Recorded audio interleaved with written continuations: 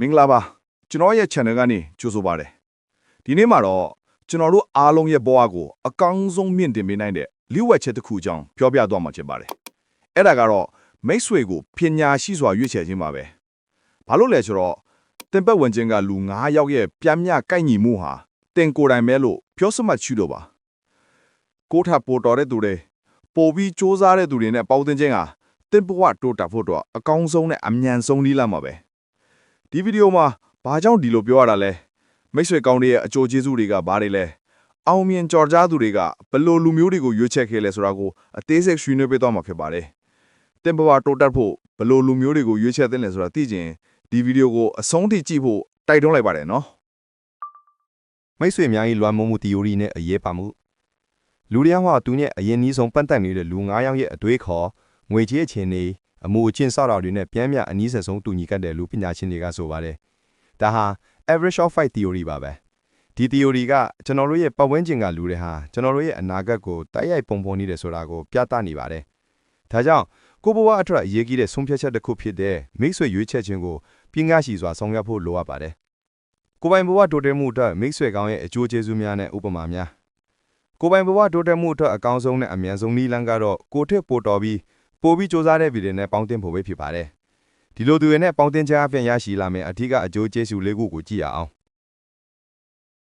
အမြင်သစ်များနဲ့ဘုဒ္ဓတာများတိုးပွားခြင်းအောင်မြင်ပြီးပိုတော်တဲ့သူတွေစီကနေကိုမတူသေးတဲ့ဘုဒ္ဓတာတွေလုပ်ငန်းအတွေ့အကြုံတွေကိုသင်ယူနိုင်ပါတယ်သူတို့ရဲ့အတွေ့အခေါ်တွေကနေတဆင့်ကိုယ့်ရဲ့အမြင်ကျဲမှုနဲ့အတွေ့အခေါ်တွေလည်းပိုမိုတိုးတက်လာနိုင်ပြီးအခွင့်အလမ်းသစ်တွေဖန်တီးနိုင်ပါတယ်ဥမာကျွန်တော်ရဲ့မိတ်ဆွေတူနဲ့စကားပြောရင်းကျွန်တော်ရဲ့လက်ရှိလုပ်ငန်းပေါ်ထားရှိတဲ့အမြင်တွေဟာဘောင်ကျင်းနေမှတိလိုက်အပြီးလုပ်ငန်းကိုချဲ့ထွင်ဖို့စိတ်ကူးရဟဲပါတယ်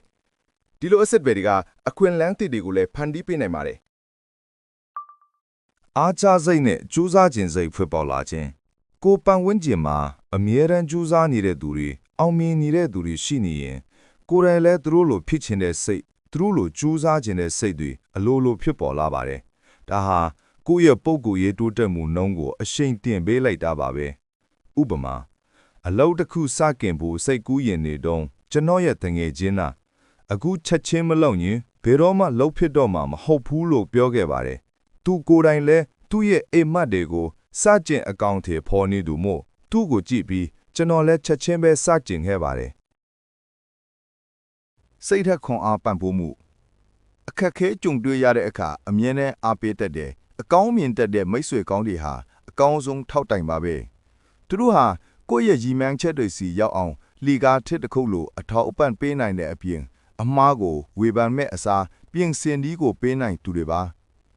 ဥပမာကဘာကျော်ရင်းနှီးမြုပ်နှံသူဝါရန်ဘဖက်ဟာချာလီမောင်ကားရဲ့ဝေဖန်ထောက်ပြမှုတွေကိုအမြဲတမ်းအလေးထားခဲ့ပါတယ်မောင်ကာဘဖက်ရဲ့ဆုံးဖြတ်ချက်တွေကိုပုံမပြုစုံအောင်ဝေဖန်ပေးခဲ့တဲ့အတွက်ကြောင့်အောင်မြင်မှုလူ့ဝတ်ချက်ထဲမှာပါဝင်ခဲ့ပါတယ်အပြတ်သဘောဆောင်သည့်အရာမျိုးကိုရှောင်ရှားနိုင်ခြင်းပါအောင်မြင်ခြင်းစိတ်ရှိပြီးအကောင်းမြင်တဲ့သူတွေနဲ့ပေါင်းတင်တဲ့အခါအပြတ်သဘောဆောင်သည့်အရာမျိုးနဲ့စိတ်တကြစရာတွေကိုရှောင်ရှားနိုင်ပါတယ်ပုံမကောင်းမွန်တဲ့ပတ်ဝန်းကျင်ကိုတိဆောက်ပြီးရှေ့ဆက်တိုးတက်ဖို့သာအာယုံဆိုင်နိုင်ပါလိမ့်ပဲရှောင်ရှားသင့်သည့်ဥပမာတို့ကတချိန်ကကျွန်တော်နဲ့ပေါင်းတင်ခဲ့တဲ့မိတ်ဆွေတူကအမြဲတမ်းအရာရာကိုအစိုးမြင်တတ်ပါတယ်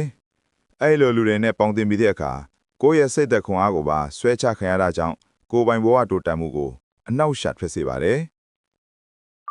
ပညာရှိစွာမိတ်ဆွေရွေးချယ်ရန်နီလန်းများဒီတော့ကိုဘဝတိုးတက်မှုအတွက်မိတ်ဆွေကောင်းကိုဘယ်လိုပညာရှိစွာရွေးချယ်ရမလဲလက်တွေ့ကျတဲ့အချက်၄ချက်ကိုပြောပြခြင်းပါတယ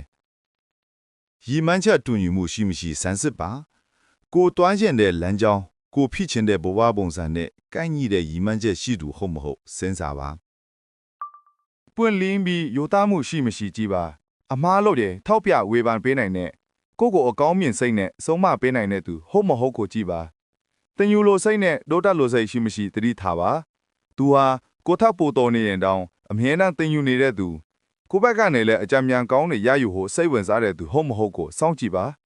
အချိန်ဖြုံးသူလားတံပိုးမြင့်သူလားခွဲခြားပါကိုနဲ့အတူရှိတဲ့အချိန်မှာကိုယ့်ရဲ့စွမ်းဆောင်ရည်တွေကိုမြင့်တင်ပေးလားအချိန်ဖြုံးစေပြီးအပြတ်သဘောဆောင်တဲ့စိတ်ခံစားချက်တွေကိုဖြစ်စေလားဆိုတာကိုဆုံးဖြတ်ပ